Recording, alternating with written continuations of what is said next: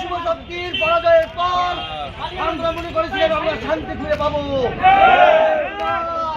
আমরা শান্তি খুঁজে পাই নাই। একটি চক্র যাওয়ার পর আরেকটি চক্র আমাদের জমি দখল করে গিয়েছে।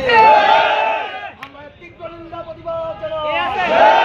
আমরা যে সিআই সাহেব মহোদয়কে আমরা অবগত করতে চাই, অতি দ্রুত আমরা আমাদের জমি ফেরত পেতে চাই। এরপরে আমরা উপজেলা নির্বাহী অফিসার মহোদয়কে স্মারকলিপি দিব, তারপরে আমরা সেনা ক্যাম্পে যাবো, তারপরে জেলা প্রশাসনে যাবো, তারপরে বিভিন্ন অঞ্চলে যাবো, তারপর তাদের মুখে বয়কট ঘোষণা করবো।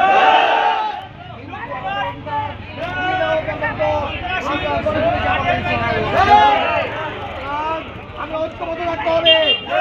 আন্দোলনকে মিসগাইড করার জন্য ষড়যন্ত্র চলছে। সুতরাং আমরা অধিকার ফিরে না পাওয়া পর্যন্ত আমাদের জমি আমরা ফিরে না পাওয়া পর্যন্ত আমরা ঘরে ফিরে যাবো না।